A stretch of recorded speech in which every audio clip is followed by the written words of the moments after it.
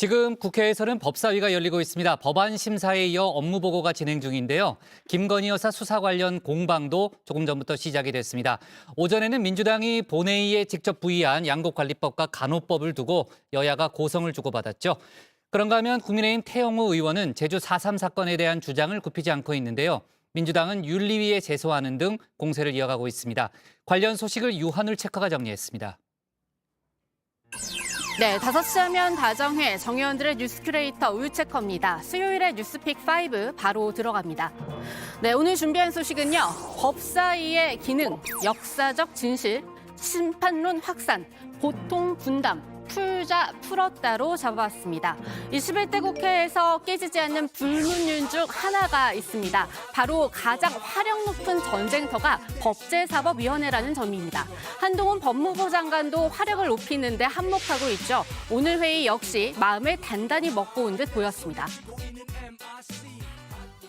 정성우 의원 면회 회유 의혹 관련해가지고요. 본인은 사적 대화 유출이다 이렇게 주장하고 있는데 어떻게 보시나요? 오늘 법사위에서 질문이 나오지 않을까요? 제가 들어가니까요. 가서 잘 설명하겠습니다. 장관이 민주당에서 당대표가 3번이나 소환에 응했고 도주 우려도 없는데 구속영장 청구 방침에 반발하고 있는데 이거는 늘 반발하시잖아요. 네, 오늘 더 그랬을 법도 합니다. 지금 들으신 정성호 민주당 의원의 접견 소식을 비롯한 이재명 대표 수사, 김건희 여사에 대한 특검, 거기에 박상도 전 의원의 뇌물죄 혐의에 대한 1심 무죄 판결 등 여야가 사사건건 부딪힐 수밖에 없는 현안들이 쌓였기 때문입니다.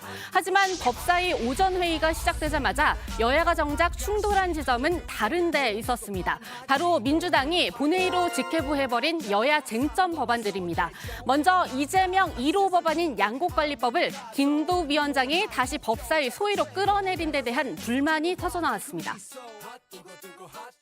국회법에 따라서 본회의 부의 여부만을 남겨둔 것이지 이를 다시 법사위가 법안 이소위에 회부하는 것은 국회법에도 맞지 않다 이렇게 보여지고 우리 위원회가 합의제 기관으로서 그 본질적인 성질에도 반하는 것으로 위원회가 합의제 기관이라고 말씀하셨습니다. 그러면 법사위만 합의제 기관이고 일방적으로 법안들을 날치기 통과시키고 있는 다른 상임위는 합의제 기관이 아닙니까? 위원장 단독으로 처리할 수 있는 권한이 없다. 그러면 민주당 위원장들이 단독으로 처리하는 것은 거기는 권한이 있습니까? 여기서부터 여야의 본격적인 설전이 시작됐습니다. 국회 본회의 부의에 대한 논리 다툼만 이뤄지면 좋았을 텐데 곧바로 감정 싸움으로까지 번졌습니다. 여야 주포들이 모두 나서서 말이 뒤엉킬 정도였습니다. 최강욱 의원 그만합시다. 최 의원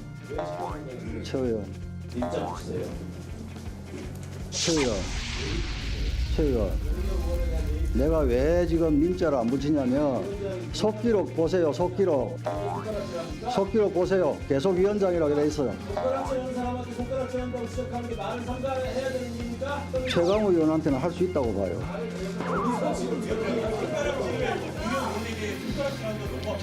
김남국 의원.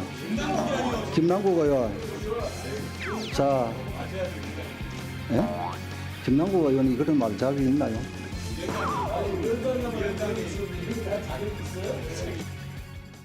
국회 상임위에서 여야 의원 간 목소리가 높아지면 위원장이 중재를 하는 경우가 보통인데요. 김도비 위원장 이렇게 직접 국민의힘 최전선에서 뛰고 있는 모습이죠. 그러자 여기서 법사위의 캐스팅보트 시대전환 조정훈 의원이 나섰습니다. 어느 쪽 손을 들어줬는지는 직접 확인해 보시겠습니다.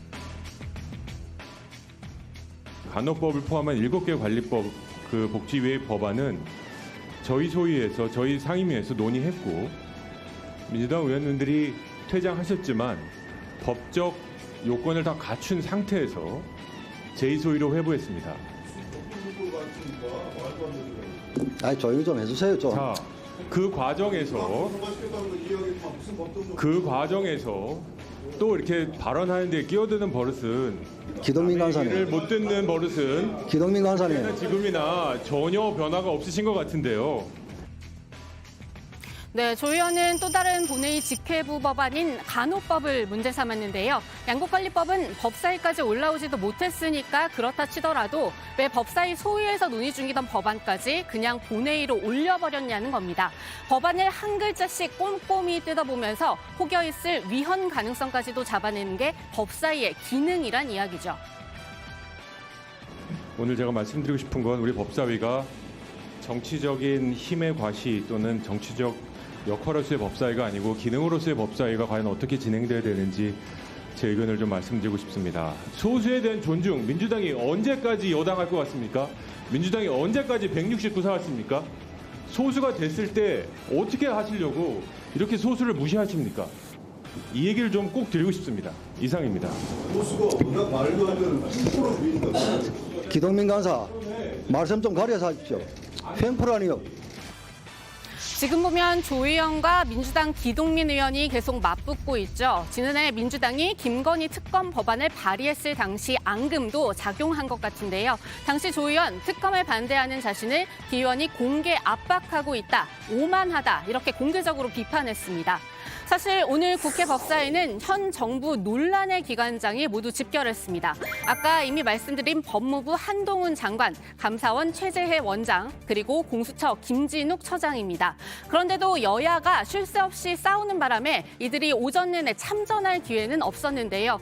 오늘 법사위에 오른 법안 심사 과정에서 해당 부처의 소견 정도만 답할 뿐이었습니다. 그중 하나가 공수처 정원을 늘리는 내용의 공수처법 개정안이었는데요. 이 과정에서도 역시 여야가 맞붙었습니다. 조금 전부터 이 법사위에서 말씀드리겠다던 한동훈 장관 발언 속보 하나씩 나오고 있는데요. 들어가서 마저 전해드리도록 하겠습니다. 근데 이 23명이나 되는 이 인력을 가지고 지금 직접 기소한 거 3건, 그다음에 구속한 건 1건도 없는 이 상황에서 다시 정원을 늘려달라. 어떤 국민이 납득하겠습니까?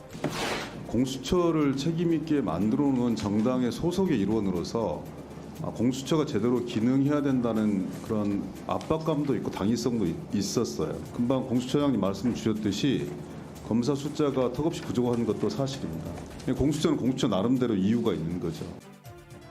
두 번째 픽은 역사적 진실입니다. 종북이라는 단어, 국민의힘 당대표 경선에 이어 최고위원 경선에도 등장했습니다.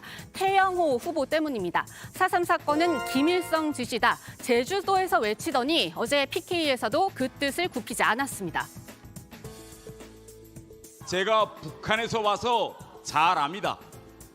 제주 4.3 사건에서 우리가 지금 해야 할 일은 좌우 무력 충돌 과정에 억울하게 희생되신 분들의 넋을 기리고 또 희생되신 분들과 유가족들의 마음의 상처를 잘 치유하고 그들을 잘 더듬는 것입니다. 그리고 정북 좌파위에서 잘못 쓰여진 이 현대사 바로잡아야 합니다.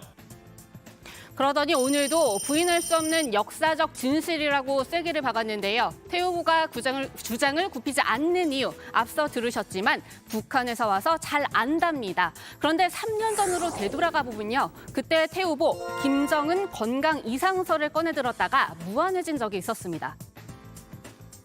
각종 설의 중심에서 이분을 빼놓을 수 없습니다. 미래통합당 태영호 당선인입니다.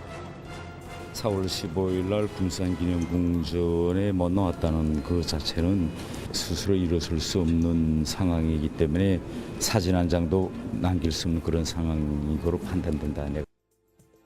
그래서인지 태 후보는 팩트라 주장하는 이번 주장에도 그렇게 따지면 3.1운동은 김일성이 했느냐 이런 조롱에 가까운 비판도 나왔는데요. 조롱만 하고 그칠 문제는 아닌 것 같습니다. 당장 태 후보의 말 한마디에 가슴 아파하는 제주도민들이 있기 때문이죠. 민주당 소속 오영훈 제주지사는 직접 기자회견에 나섰고 민주당도 예고했던 대로 태 후보를 국회 윤리위에 제소했습니다.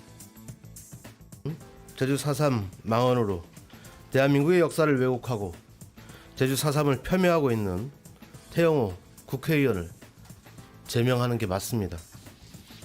우리 제주도민들은 제주 4.3이 공상폭동이었다는 색깔론에 70여 년을 피눈물로 살아왔습니다. 네, 윤 대통령 지난해 당선인 시절 보수정당 출신 대통령으로서 처음으로 4.3 추념식에 참석을 했습니다. 그렇게 공을 들인 제주 민심 1년도 안 돼서 태 후보가 다 등을 돌리게 만드는 모양새입니다. 국민의힘도 이번 전당대회 일정을 제주에서 시작하면서 내년 제주도 출신 의원 만들기에 힘을 쏟는 모습이었는데 말이죠. 그래서인지 국민의힘 지도부에서 나오는 옹호 발언 역시 핵심은 비껴가는 모습입니다. 그러다 보니 민주당을 향한 색깔론이라는 비판도 힘을 얻지 못하고 있는데요. 결국 사과는 태 후보 대신 국민의힘 제주도당이 했습니다. 아마 북에서 이것을 김일성의 무슨 혁혁한 공으로 이렇게 가르친 것 아닌가 그런 생각이 들어요. 이것은 이제 역사가들, 우리 역사가들한테 맡기고 태용호 의원님께서는 당신이 그렇게 교육받은 것을 갖고 사죄한다. 이것은 중간중간에 그 짧은 불과 그 5분간의 연설 중에 1분도 할애하지 못한 그런 연설 시간이에요. 그것을 갖고 이렇게 색깔론으로 이제 끌어가지 말자.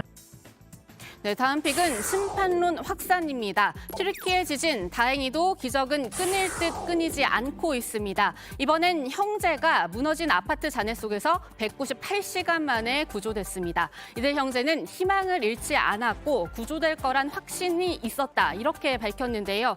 한편 20년 장기 집권 뒤에 다음 대선까지도 노리고 있죠. 에르도안 대통령에 대한 심판론은 거세지고 있습니다. Böylesine büyük bir felaket dünyanın hangi ülkesinde yaşanırsa yaşansın görülebilecek aksaklıklar elbette bizde de yaşandı. Ama milletimizin şundan şüphesi olmasın. Devletimiz bakanlıklarıyla, kurumlarıyla, belediyeleriyle, sivil toplumuyla, uluslararası yardım kuruluşuyla velhasıl tüm imkanlarıyla deprem bölgesine bir an önce ulaşmak ve çalışmalara başlamak için canla başla mücadele etmiştir. 네, 다른 나라들도 이랬을 거다. 아무리 자연재해라고 해도 대통령으로선 무책임한 발언이 아닐 수 없죠. 심판론이 점점 힘을 얻자 에르도안 대통령 아예 5월 14일로 예고된 선거를 미룰 수 있다는 관측까지도 일부 언론을 통해 나오고 있습니다. 네, 네 번째 픽은 고통 분담입니다. 윤석열 대통령이 오늘 13번째 비상경제 민생회의를 주재하고 과점 사업에 직격탄을 날렸습니다. 공공재적 성격을 강조하면서 구체적으로 통신과 금융을 콕 집었습니다.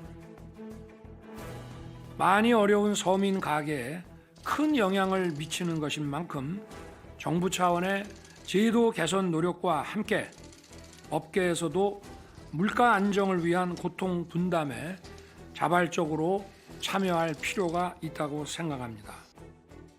당장 통신 요금 구간의 세분화와 함께 통신시장 경쟁 촉진, 또 금융과 관련해서도 5대 은행 말고도 신규 플레이어 진입을 활성화하겠다는 게 당국의 구상입니다. 윤 대통령은 이와 함께 서민 고통 분담 차원에서 상반기에는 주요 공공요금을 최대한 동결하겠다고도 밝혔습니다.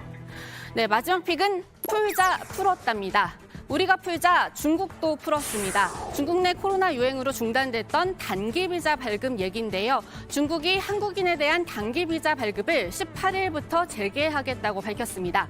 우리가 지난 11일 먼저 재개했죠. 여기에 따른 호응 조치로 보입니다. 우리가 중국발 입국자에 대한 PCR 검사 의무를 유지하고 있는 만큼 중국도 이 부분은 계속 유지할 것으로 보입니다. 네, 오늘의 뉴스픽은 여기까지입니다. 들어가서 원픽 뽑겠습니다. 뉴스픽 5였습니다.